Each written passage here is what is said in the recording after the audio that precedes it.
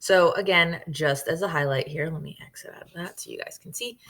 When we're talking about molar mass, so monoatomic just means one element. So molar mass is either grams of a monoatomic element over the moles. So if we're talking monatomic and we're talking chlorine, like the example that we used in the last slide, it would be 35.45 grams over 1 mole. Okay. If we're talking about grams of a substance, so let's say we're talking about methane, which is CH4. So carbon has an atomic mass of 12. Hydrogen has an atomic mass of 1, and there's 4 of them. So 12 plus 4 is 16.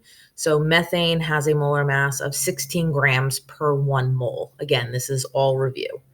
And the same thing for number of moles is going to equal the number of molecules divided by Avogadro's number. Okay, so if you're struggling and you need to go back and review, there's plenty of resources on Google Classroom for you to check in on, or you can just take a look at this slide and refresh your memory, which I think most of you will be just fine doing.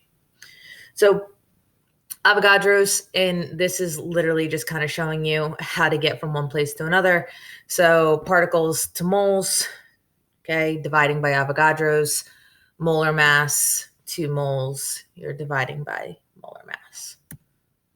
Okay, so again, review. So when we're doing stoichiometry, your chemical equation must be balanced.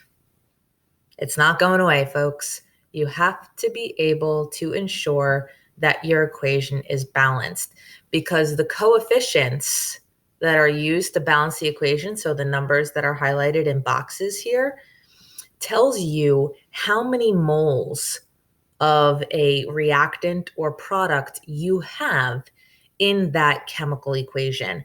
So for this one right here, the equation's balanced. So we have 2 moles of aluminum plus 1 mole of iron oxide will give you 2 moles of iron and 1 mole of aluminum oxide.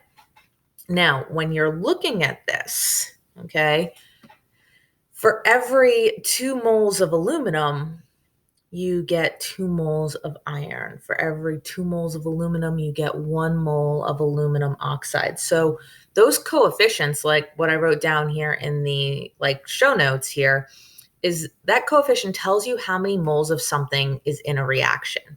Okay. If you aren't balancing your chemical equation, you don't know how many moles are either being used or being produced.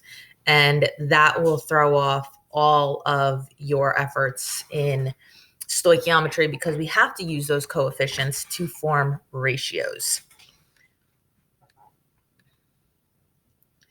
So now we're actually kind of getting into the very, very, very baseline of stoichiometry here, and that is the mole ratio method. So this is probably the easiest way to solve stoichiometry problems. During my live review yesterday, the end of this, they're like, that's it, that's all we have to do. So if you're following along, great. If you're not paying attention, I'd venture to say, actually tune in. Don't just watch these videos leaving me on mute, okay, and then try and defend for yourself later.